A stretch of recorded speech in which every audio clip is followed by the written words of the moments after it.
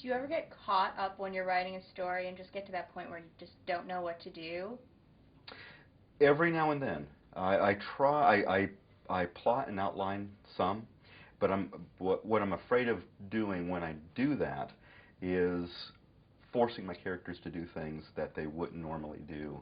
What I try to do is I have points in the story where I know we have to reach, but not how to get there. And so what I try to do is let my characters loose and say, here's where we have to go, go for it.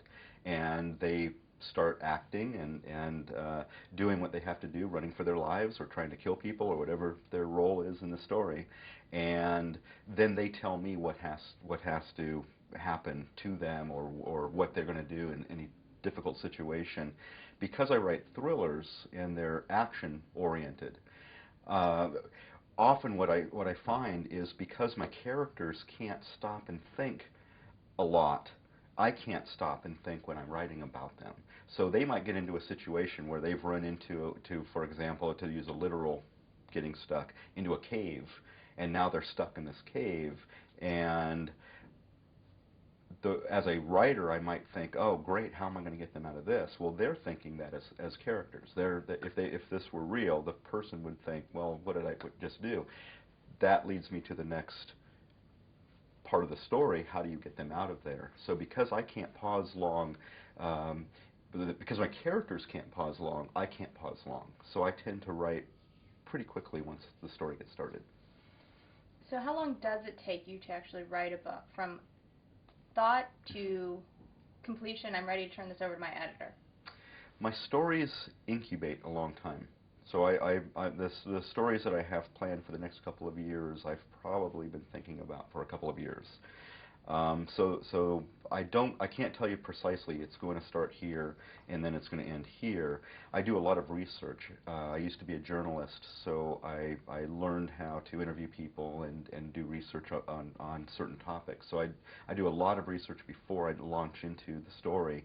The actual writing part takes about 3 to 4 months. And then there's editing after that. So after the editing, it could take a good half year to 8 months of really working on a story to get it done. And you're never working on one project at a time, so it seems. I mean, you're also a screenwriter. Right. How do you do that transitioning between screenwriting, young adults, and adult fiction? I think it's different for everyone. I have some other friends who do something similarly, and what they do, how they do it, is different from the way I do it. They like to do a little bit do a novel in the morning, and then do a screenplay in the evening.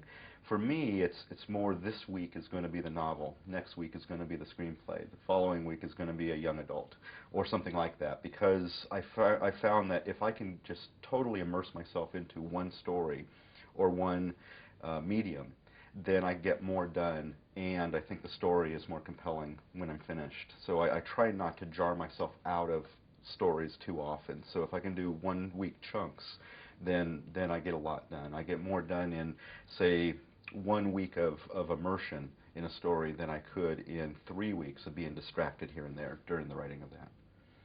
What would you be your number one advice for aspiring screenwriters? Screenwriters. Basically, it would be the same as my advice for aspiring novelists, which is finish things. Get it done. Get it finished and out uh, to an agent, to somebody. Get out to Hollywood and introduce yourself to everybody you can. Go to um, those pitch meetings where you're pitching 20 people in 3 hours or whatever it is.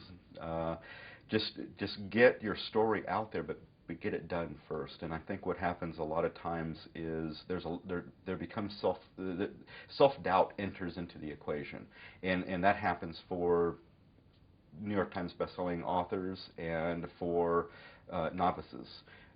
Everybody hits a point in the writing process because it's so intimate and so big, any story that we're working on, that somewhere in the process we think, is this a story anybody wants to hear? Am I telling it right?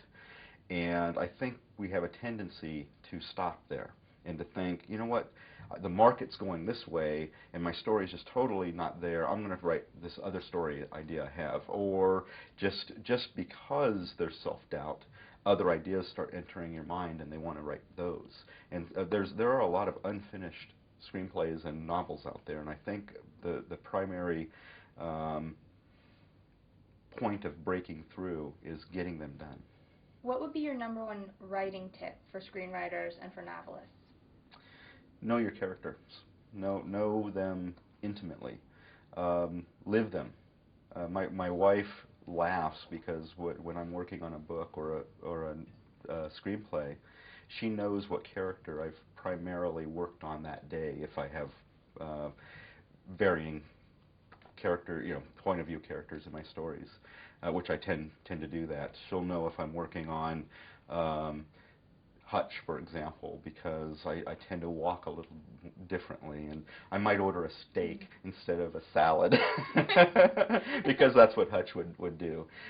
She knows definitely when I'm working on the young adults because I act like a kid. I don't quite order from the kids' menu, but I could. Or is that just your excuse? That's right. That's when I want to say, okay, let's go bungee jumping, let's go water skiing, let's go to Disneyland. But I know my characters, and it help. Any way that you can do that is a good thing. Whether that's because the character is based on somebody you really know, or totally fabricated, but you understand the character psychologically. Sometimes that means truly understanding a character psychologically, doing research into OCD or whatever that character might have, if you're not familiar with them, with that particular thing, because of experience, or you have it yourself or whatever. But somehow know your characters so well that just nothing trips you up when you're writing about them or through their eyes. And I've found that writer's block tends to be because the writer doesn't know the character. And because if you know the character, you know what they're going to do next.